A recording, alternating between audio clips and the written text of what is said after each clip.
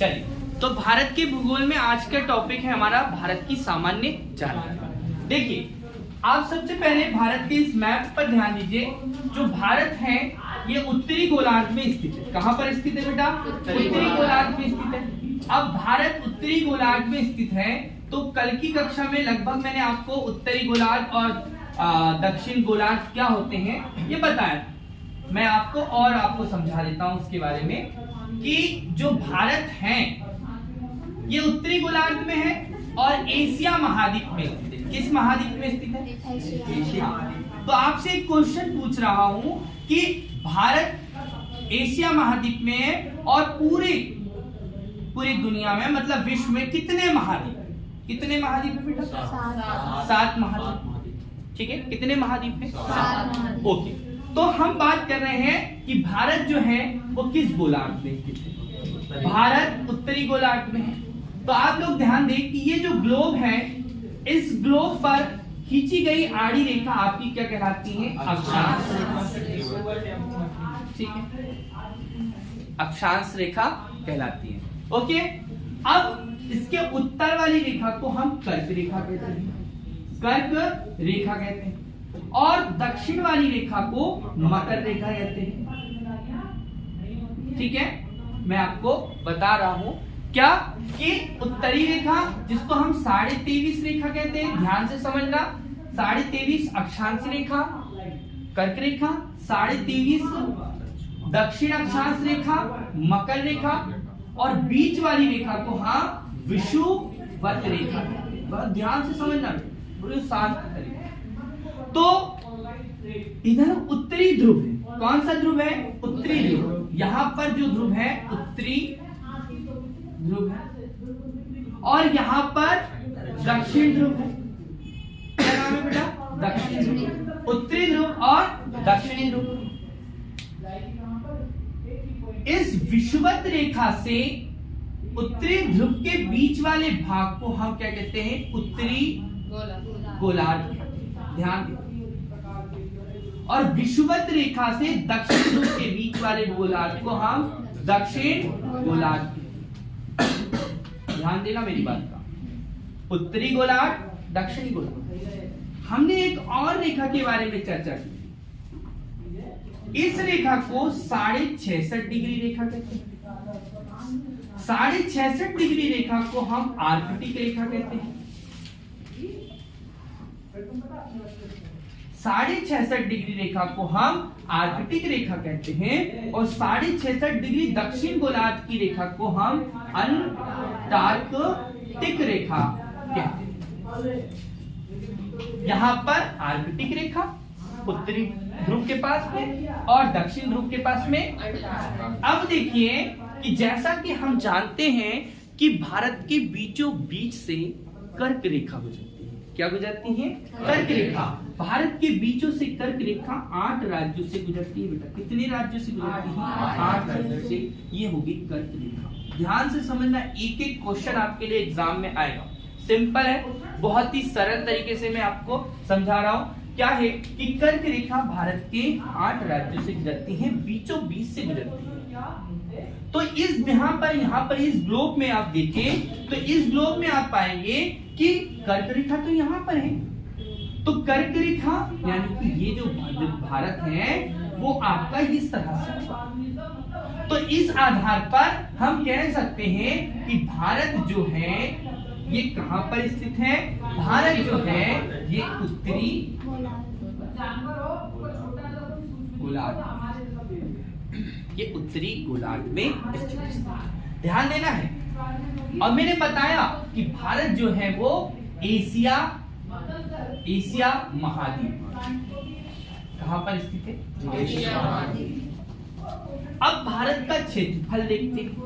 तो भारत का क्षेत्रफल जो है वो 32,87,263 वर्ग किलोमीटर है।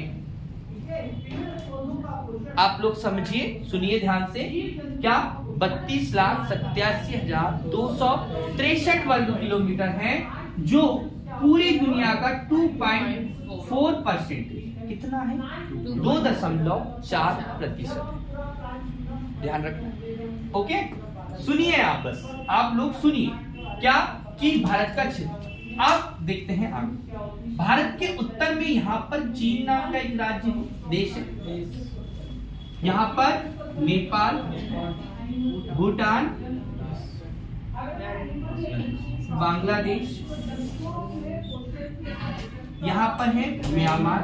आप लोग सुनिए, ठीक है। इस वाले भाग में पाकिस्तान है और यहाँ पर है अफगानिस्तान। भारत के पूर्व में अरवन, बंगाल की खाड़ी और यहाँ पर अरब सागर। पश्चिम में अरब सागर, पूर्व में बंगाल की खाड़ी, दक्षिण में हिंद महासागर। क्या है बेटा? हिंद महासागर। ये आपको ध्यान रखना है, यहां से एग्जाम में क्वेश्चन पूछेगा। उत्तर में हिमालय है, चीन के पास ही यहाँ पर तिब्बत नाम का एक राज्य है। तो भारत के पड़ोस के राज्य को हमने देखा है, देशों को, अफगानिस्तान, पाकिस्तान, नेपाल, भूटान, चीन, बांग्लादेश और म्यांमार। बांग्लादेश और पाकिस्तान भारत से अलग हुए हैं, ठीक है। ध्यान देना मेरी एक एक बात का, क्वेश्चन के आंसर आएंगे। इसका क्षेत्रफल मैंने आपको बताया 32,87,263 वर्ग किलोमीटर। यहां पर लिख रहा हूं मैं 63 वर्ग किलोमीटर। अब सुनिए, इस बिंदु से इस दक्षिण के बिंदु तक, माने उत्तर से लेकर दक्षिण तक, इस पूरे भारत का विस्तार उत्तर से दक्षिण, उत्तर दक्षिण विस्तार जो है वो 32-14 किलोमीटर है, माने यहां से लेकर यहां। और इस पूर्व से लेकर इस पश्चिम तक का विस्तार, पूर्व से पश्चिम विस्तार जो है ये आपका है, पूर्व से पश्चिम का ये विस्तार जो है ये आपका है 2933 किलोमीटर। 2933 किलोमीटर। उत्तर से दक्षिण विस्तार 3214, पूरब से पश्चिम विस्तार 2933 किलोमीटर। ये जो भारत है ये पूरी दुनिया में क्षेत्रफल की दृष्टि से, कौन की दृष्टि से? क्षेत्रफल की दृष्टि से 7वां स्थान। कौन सा स्थान रख रहा है? 7वां। विश्व कितना प्रतिशत बेटा? तो प्रतिशत के तौर पर 2.4%, जो मैंने यहां पर आपको बताया। भारत का हमने क्या देखा? उत्तर से दक्षिण विस्तार 3214 किलोमीटर, पूर्व से पश्चिम विस्तार 2933 किलोमीटर। दुनिया का यह 7वां बड़ा देश। क्लियर? यहां से एक क्वेश्चन आपके एग्जाम में आना है। ओके? ओके। अब कोई क्वेश्चन होगा पूछ लेना। ऐसा भी हो सकता है उत्तर से दक्षिण इसकी लंबाई। हाँ, ये लिख सकते हैं, ठीक है। तो उत्तर से दक्षिण विस्तार कहते हैं या लंबाई कहते हैं, पूर्व से पश्चिम कहते हैं, एक ही बात है। आगे चलते हैं। तो ये आपको ये समझ में आ गया ग्लोब, ठीक है। इसके अकॉर्डिंग हमने देख लिया भारत कहां पर है, उत्तरी गोलार्ध पर है। ये बहुत इंपॉर्टेंट। अब क्या है, इसको मैं रख कर रहा हूं। अब क्या है कि जो भारत है, इस भारत के उत्तरी बिंदु को देखते हैं, दक्षिणी बिंदु को देखते हैं, पूर्वी पश्चिमी बिंदु को देखते हैं। अब देखो, सबसे पहले भारत की अक्षांशीय स्थिति को देखिए। अक्षांशीय स्थिति या विस्तार। अब आप मेरे भाई बहन देखो, हमने पढ़ा ग्लोब पर कि अक्षांशीय स्थिति हमने पढ़ी, और हम पहले लिख देते हैं कि 8 डिग्री 4 मिनट से 37 डिग्री 6 मिनट तक उत्तरी अक्षांश तक भारत का क्या है, अक्षांशीय विस्तार है। समझना बात को ध्यान से। एक बार फिर से हम ग्लोब बनाएंगे और उसमें आपको फिर से एक बार समझाएंगे। कितना बताया, 8 डिग्री 4 मिनट से 37 डिग्री 6 मिनट उत्तरी अक्षांश तक जो भारत है इसका हमने विस्तार आपको ध्यान से समझ। अब हम देखते हैं देशांतरीय विस्तार। देशांतरीय विस्तार,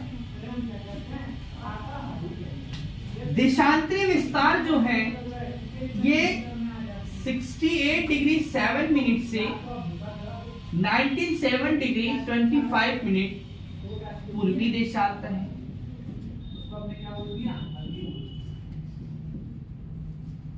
ठीक है बेटा, अब आपके मन में प्रश्न आ रहा होगा कि ये उत्तरी अक्षांश क्या है, पूर्वी देशांतर क्या है। सबसे पहला तो ये प्रश्न होगा, तो उसको हम यहां पर क्लियर करते हैं। देखिए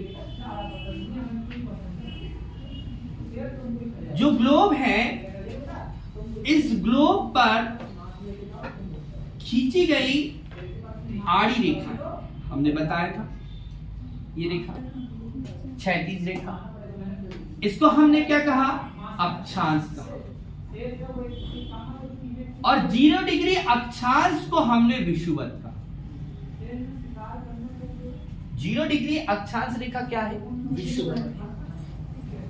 जैसे जैसे हम आगे बढ़ते जाते हैं तो 0 से 1 आएगा, 2 आएगा, 3 आएगा, 4 आएगा। और चूंकि ये उत्तर में है तो यहाँ उत्तरी गोलार्ध है, तो उत्तरी गोलार्ध की सभी अक्षांश रेखाएं उत्तरी अक्षांश रेखाएं होगी पीछे तक। 0 डिग्री के ऊपर से जब हम उत्तरी ध्रुव तक जाते हैं तो इसके बीच की रेखाएं जो होगी वो उत्तरी अक्षांश रेखाएं होगी। ऐसे ही इसके नीचे की रेखाएं दक्षिण अक्षांश रेखाएं। माने आपने देखा कि जो कर्क रेखा है ये 23.5 डिग्री उत्तरी अक्षांश है, क्योंकि 23.5 डिग्री रेखा पर मकर है और ये दक्षिण अक्षांश है।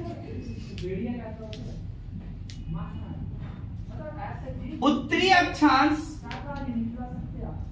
23.5 पर है, उसको हम कर्क रेखा कहते हैं। दक्षिण अक्षांश 23.5 डिग्री पर मकर रेखा है, ये आपको ध्यान रखना। तो ये दक्षिण अक्षांश, यानी कि उत्तरी गोलार्ध में जो भी रेखाएं खींची होगी वो उत्तरी अक्षांश रेखाएं होगी, और दक्षिण गोलार्ध में जो भी रेखाएं खींची जाएगी वो क्या कहलाएगी, दक्षिण अक्षांश। क्लियर होगा।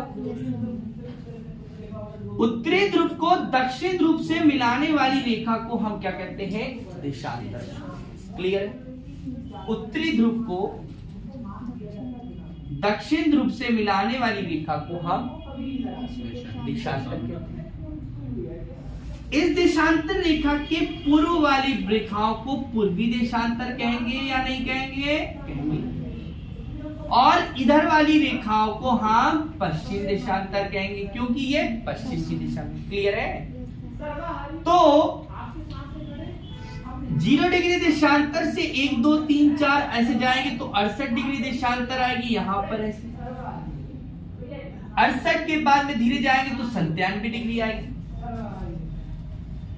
8 डिग्री अक्षांश दिखाया, 8 डिग्री अक्षांश, तो 8 0 डिग्री 1 2 3 4 8 डिग्री अक्षांश ये हो गया। और 37 डिग्री तो 23 डिग्री तो ये है बेटा, है। तो आगे बढ़े तो 37 डिग्री, तो इतने बड़े बॉक्स में जो भारत है ये भारत की स्थिति होगी। क्या हो गई, भारत की स्थिति। पूरी तरह से भारत किस गोलार्ध में स्थित है, उत्तरी गोलार्ध। क्लियर हो गया यहाँ पे। अक्षांश और देशांतरी स्थिति को भी बता दी मैंने। तो अब हम आगे इस अक्षांशीय स्थिति की बात करें तो अभी यहीं पर पूरा अक्षांशीय स्थिति नहीं हुआ है। एक बार फिर से अक्षांशीय स्थिति को देखते हैं। 6 डिग्री 4 मिनट से 37 डिग्री 6 मिनट उत्तरी अक्षांश, ये भारत का संपूर्ण अक्षांशीय विस्तार है। ये भी ध्यान रखना है। क्यों ध्यान रखना है? कि भारत इतना ही नहीं है बेटा, भारत के इस बंगाल के पूर्व में स्थित बंगाल की खाड़ी में कुछ प्रमुख द्वीप दिख रहे हैं। ये प्रमुख द्वीप है जिसको हम कहते हैं अंडमान और निकोबार। ये दो द्वीप समूह हैं। इन दो द्वीप समूह हैं। तो इन दो द्वीप समूह में जो अंडमान निकोबार का निकोबार द्वीप समूह है, जिसमें ग्रेट निकोबार आता है, यहां ग्रेट निकोबार पर हम 6 डिग्री 4 मिनट पॉइंट करते हैं, क्योंकि हमारा विस्तार कहां तक है? यहां तक। इसलिए क्योंकि ये 8 डिग्री 6 डिग्री है, 7 डिग्री, और ये क्या हो गया? 8 डिग्री। जो भारत की मुख्य भूमि है वो 8 डिग्री से शुरू होती है, और जो भारत की तटीय भूमि है अर्थात द्वीप वाली भूमि है, जो द्वीप है वो 6 डिग्री से, है ना।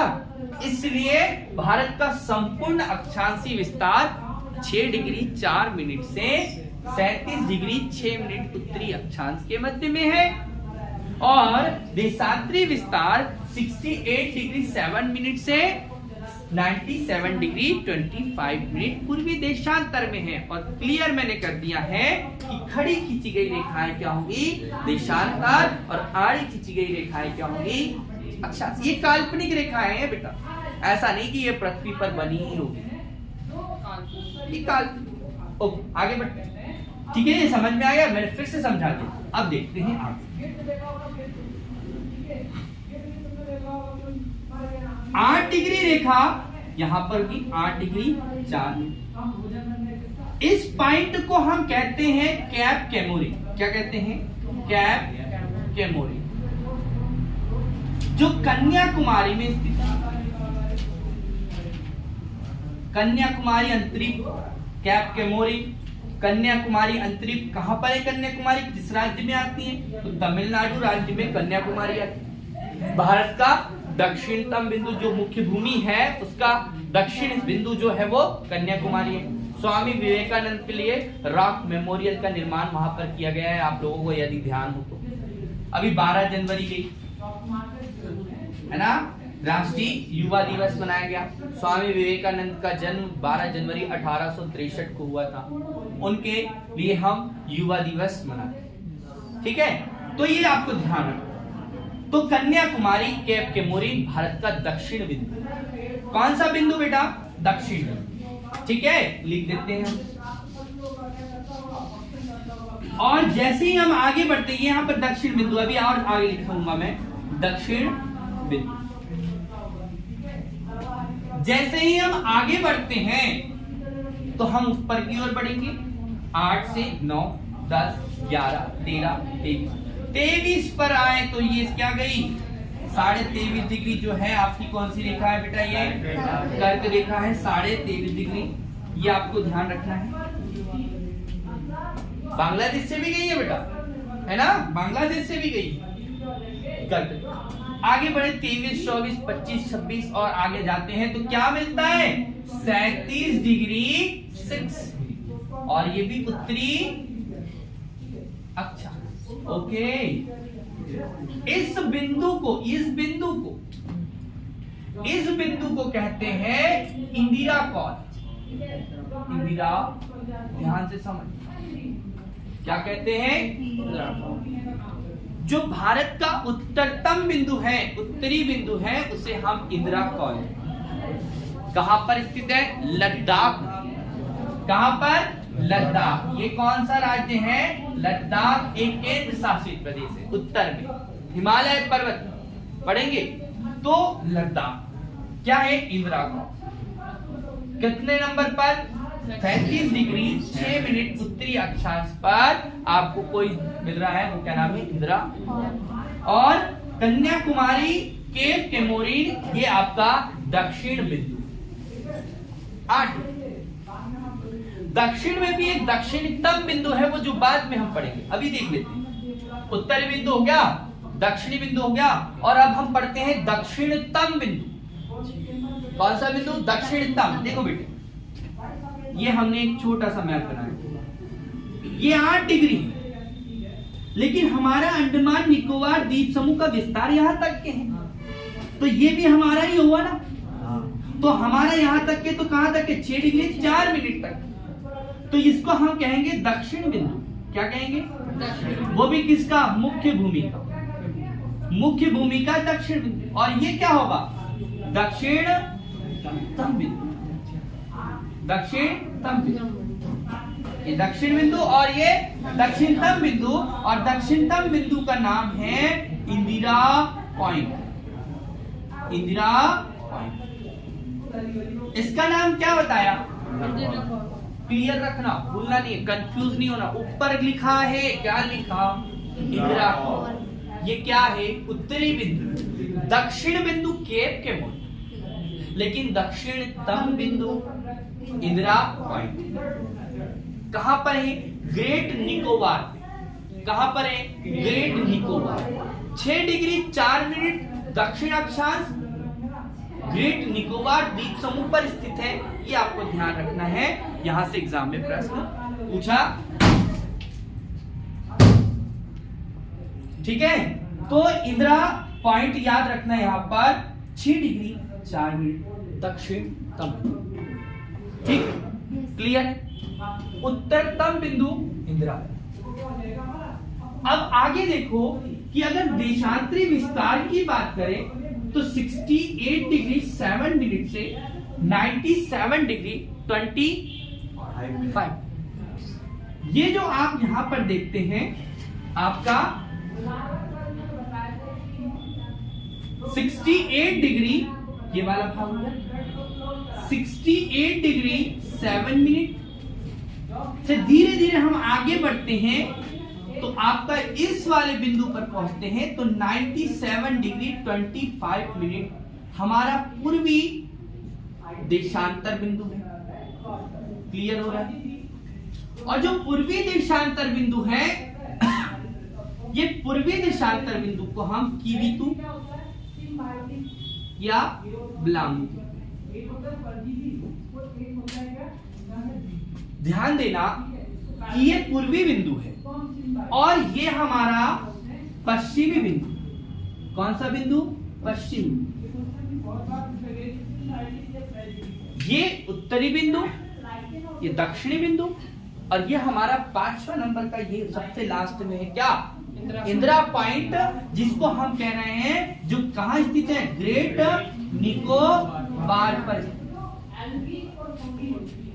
ग्रेट निकोबार, तो ग्रेट निकोबार पर स्थित पिग्मेलियन, इसका पुराना नाम भी आपको याद रखना है।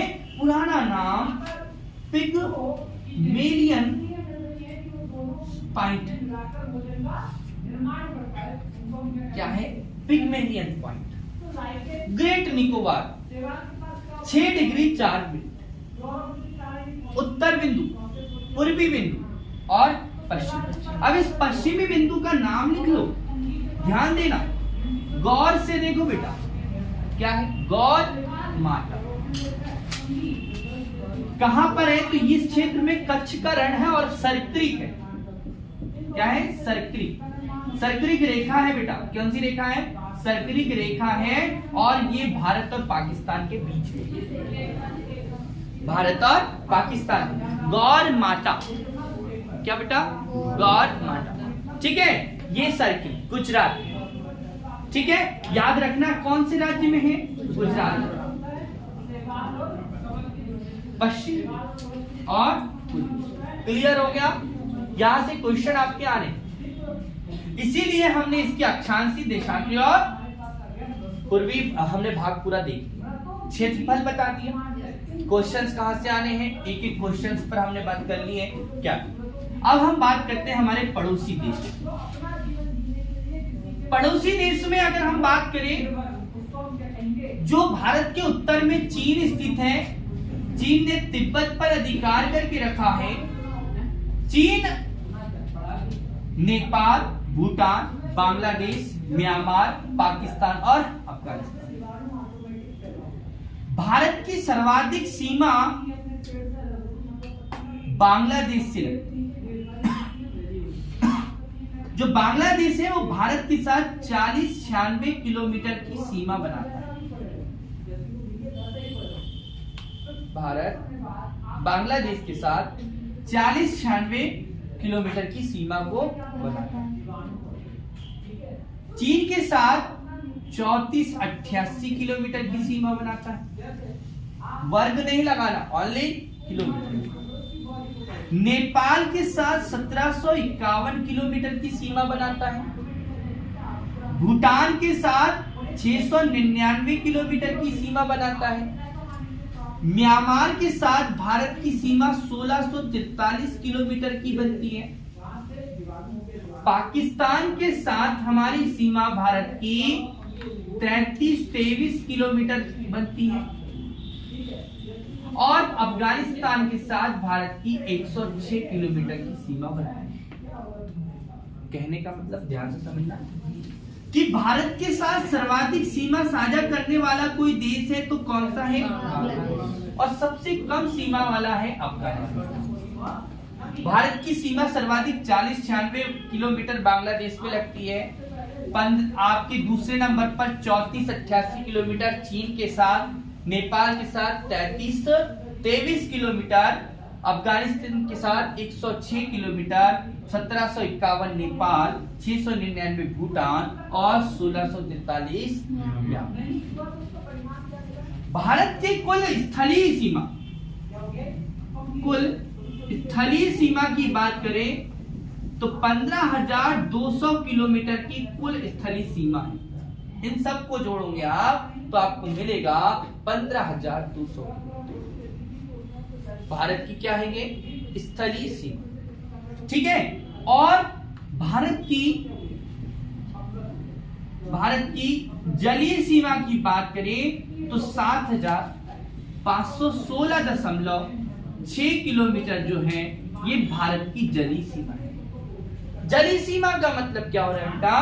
कि जो भारत है उसकी इस बिंदु से लेकर ये इस तरह से जो तट है इसकी जो सीमा है यहाँ तक, और जो द्वीप है इनकी जो सीमा है यहाँ पर लक्षद्वीप है, इनकी जो सीमा है टोटल सीमा अगर हम मिलाते हैं तो कुल जलीय सीमा हमारी टोटल जलीय सीमा कितनी होती है बेटा? कुल जलीय सीमा हमारी होती है 7,516.6।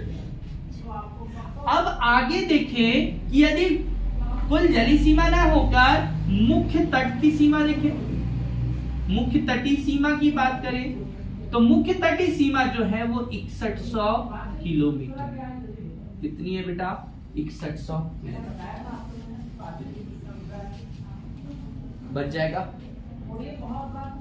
भारत की कुल स्थलीय सीमा 15,200 किलोमीटर के लगभग है। भारत की जलीय सीमा 7,516.6। भारत की कुल तटीय सीमा, और तटीय सीमा बोले तो मुख्य भाग की ये वाली कितनी है? 6,100 किलोमीटर। ये आपको ध्यान है। तो भारत की सर्वाधिक सीमा बनाने वाला, भारत के साथ लगने वाला राज्य बांग्लादेश। भारत की सबसे कम सीमा वाला राज्य अफगानिस्तान। ठीक है। फिर बाद में अपने क्रम से जो भी है आपको ध्यान रखना है। अब देखो कि इसके बाद में क्वेश्चन आते हैं कि भारत की सीमा से जो भारतीय राज्य हैं, भारत के कितने राज्य अलग अलग देशों की सीमा से लगते हैं। ठीक है। तो आप यहां पर ध्यान दें कि मैंने ऊपर लिखा है लद्दाख। लद्दाख एक केंद्र शासित प्रदेश है, यूटी है, जिसकी राजधानी लेह है। क्या है? लद्दाख एक केंद्र शासित प्रदेश है जिसकी राजधानी लेह है।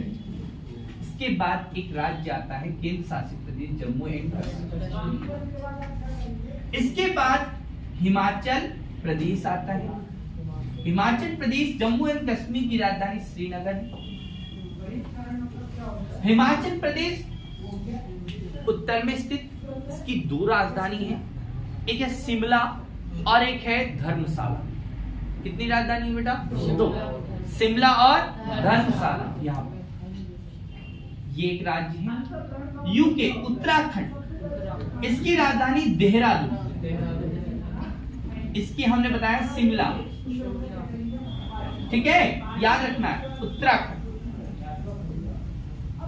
पास में है पंजाब, पीवी पंजाब, और यहां पर है हिमाचल प्रदेश, हरियाणा, ठीक है, हरियाणा, हिमाचल प्रदेश हो गया बेटा।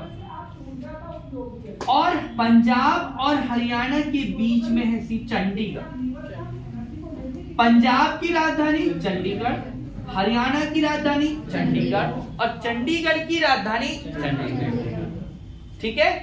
हाँ, तो चंडीगढ़ गाना भी है चंडीगढ़ को, है ना, याद रखना। तो इससे याद रखना, पंजाब की राजधानी भी चंडीगढ़। चंडीगढ़ एक तो केंद्र शासित प्रदेश है, यूटी का मतलब आप समझना, यूनियन टेरिटरी, केंद्र शासित प्रदेश। जम्मू कश्मीर भी केंद्र शासित प्रदेश, लद्दाख भी केंद्र शासित प्रदेश।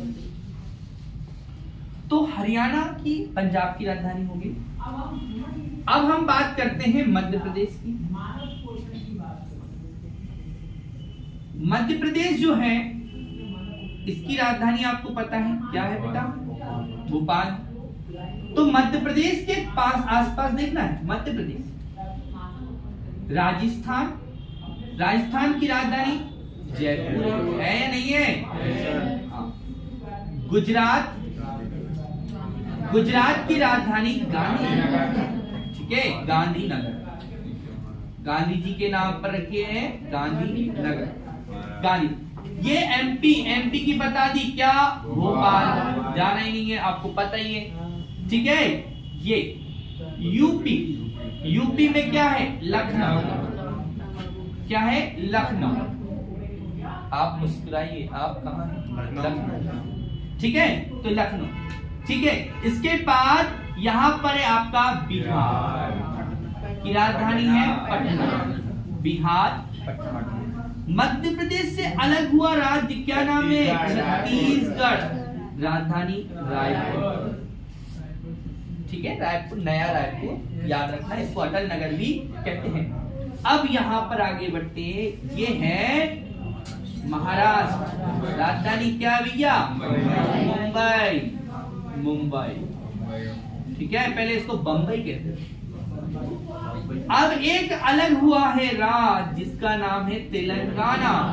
तेलंगाना की राजधानी हैदराबाद, हाँ, हैदराबाद, ध्यान से समझना बेटा।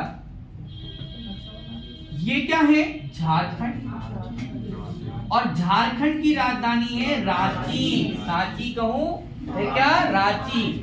और सांची कहाँ है? सांची है मध्य प्रदेश में। किस डिस्ट्रिक्ट में आता है मध्य प्रदेश के? रायसेन, ठीक है, हाँ, तो भूलना नहीं बेटा। ये एक राज्य बन गया, इस राज्य का नाम है ओडिशा। क्या नाम है? ओडिशा या ओडिशा, राजधानी भुवनेश्वर, बिल्कुल आपके तट पर स्थित है। क्या राजधानी? भुवनेश्वर। अगला आपका एक राज्य है जिसका नाम आपको ध्यान रखना है, आंध्र प्रदेश, आंध्र प्रदेश।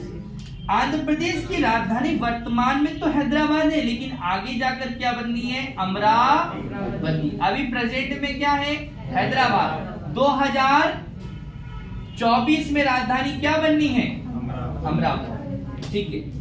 ये आपका आ जाता है तमिलनाडु, राजधानी है चेन्नई। क्या राजधानी है? चेन्नई, तमिलनाडु। और उसके बाद में ये एक राज्य है जिसका नाम है केरल, और केरल की राजधानी तिरुअनंतपुरम। बचा हुआ कर्नाटक, कर्नाटक की राजधानी बेंगलुरु।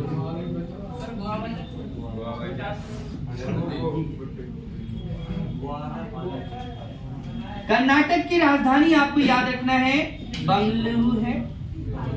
मुंबई यहाँ पर आएगा। कर्नाटक और महाराष्ट्र के बीच वाले तटीय क्षेत्र पर आपको एक राज्य मिलेगा जिसका नाम है गोवा। गोवा की राजधानी है पणजी।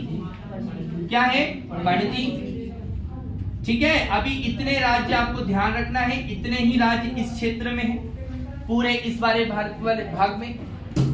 अब आगे चलते हैं तो यहां पर आपको एक राज्य दिख रहा है, ये जो है ये पश्चिम बंगाल है, वेस्ट बंगाल, पश्चिम बंगाल। और पश्चिम बंगाल की राजधानी क्या है?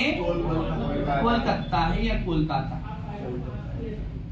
ठीक है, इसकी सीमा कोलकाता की यानी कि पश्चिम बंगाल की सीमा बांग्लादेश से भी लगती है, भूटान से भी लगती है और नेपाल से भी लगती है। ये जो अंगूठा दिखाता हुआ आपको चित्र दिख रहा है, ये है सिक्किम। क्या नाम है इसका? सिक्किम। अंगूठा दिखाता हुआ एक राज्य है जिसका नाम है सिक्किम, जिसकी राजधानी है गंगटोक। सिक्किम की राजधानी क्या है? गंगटोक। ये याद रखना, कलकत्ता पश्चिम बंगाल की राजधानी, सिक्किम की राजधानी गंगटोक। चले आगे बढ़े। ये वाला भाग है मेघालय, जहां मेघ का आलय है वो है मेघालय। क्या? मेघालय। मेघालय की राजधानी क्या है? अब आगे बढ़ रहे हैं तो ये वाला एक हिस्सा यहां से इधर चलते हैं। ये है अरुणाचल। क्या नाम है? अरुणाचल प्रदेश।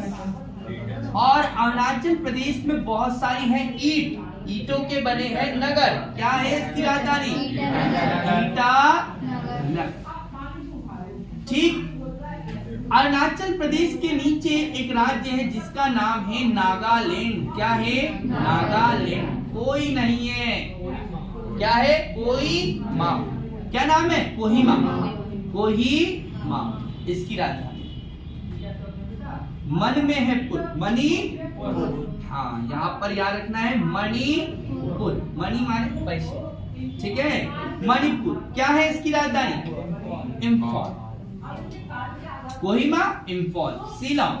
आगे चलते हैं। ठीक है, क्या नाम है? मिजोरम। मिजो, इसकी राजधानी आई। ठीक। तीन ओर से ये क्या है? बांग्लादेश है। तो तीन ओर से बांग्लादेश से घिरा है जिसका नाम है त्रिपुरा और राजधानी है अगरतला। अगरतला।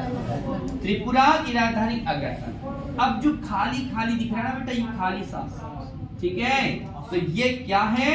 तो ये है असम। असम की राजधानी है दिसपुर। क्या है? दिसपुर। तो असम, ये सब असम से अलग होकर बना। और इस पूरे गोल भाग में को ध्यान से देखना, इस पूरे गोल भाग अरुणाचल प्रदेश, असम, मेघालय, नागालैंड, मणिपुर, मिजोरम और त्रिपुरा। कितने लिखे मैंने? 7।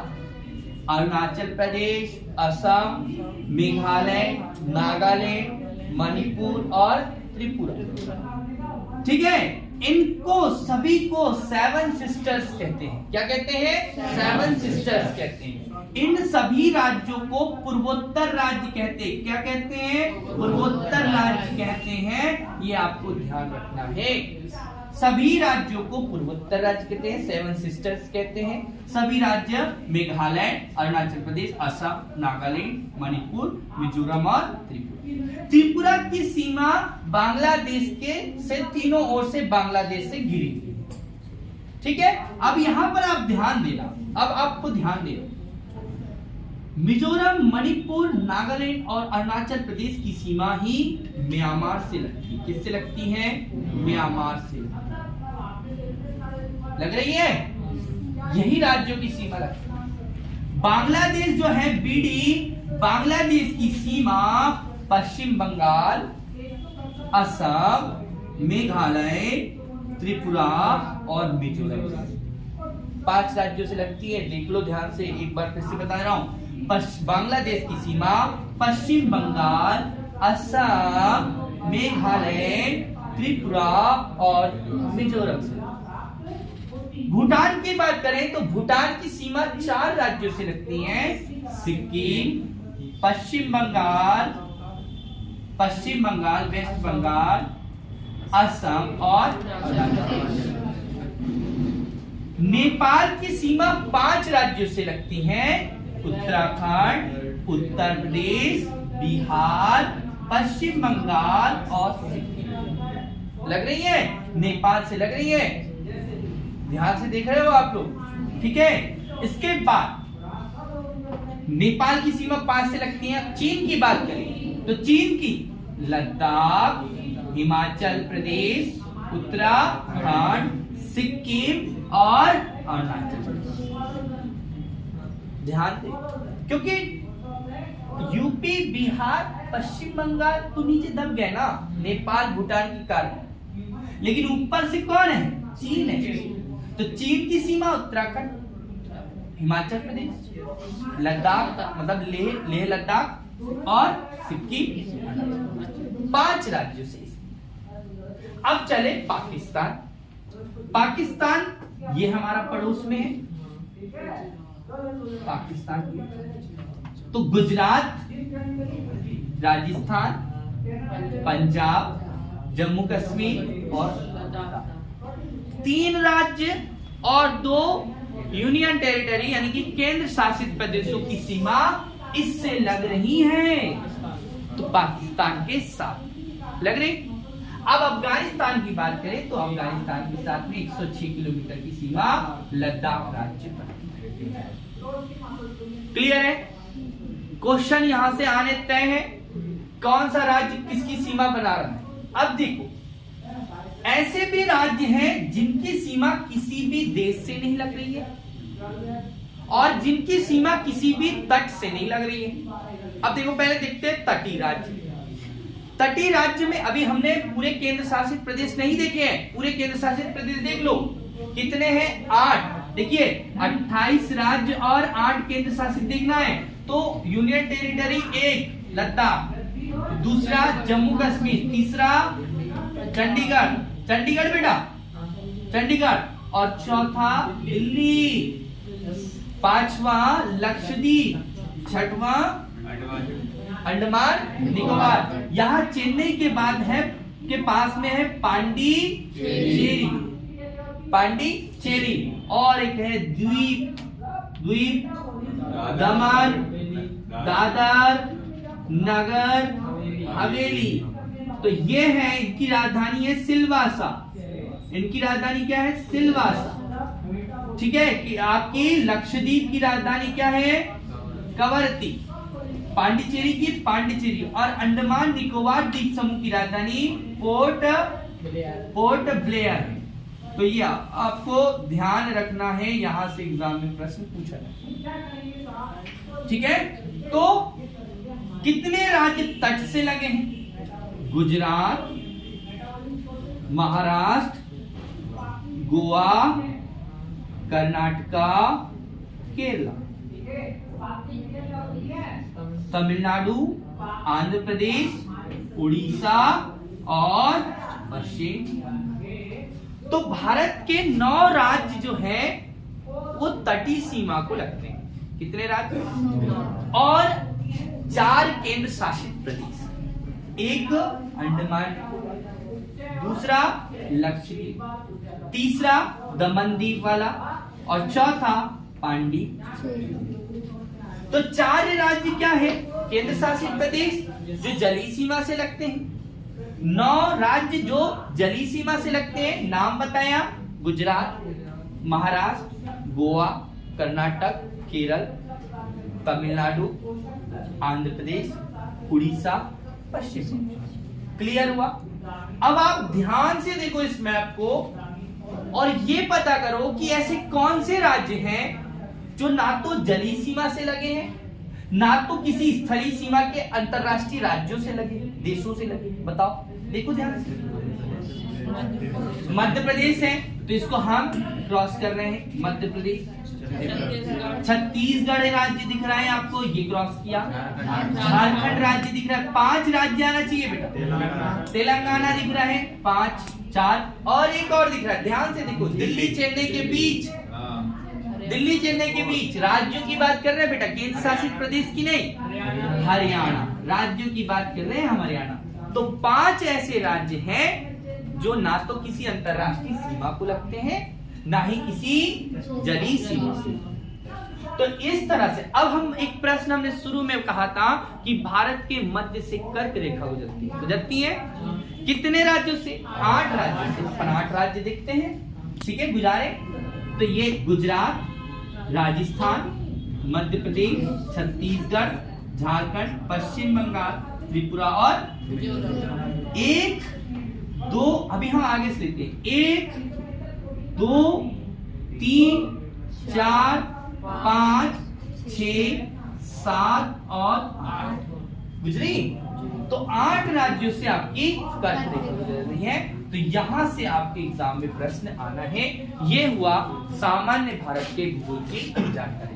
इससे जितने भी क्वेश्चन आने हैं तो सारे मैंने आपको बता दिए। इसको रिवाइज कर लीजिए, देख लीजिए। अब ये आपको बना लिया होगा आप लोगों ने मैप, ठीक है।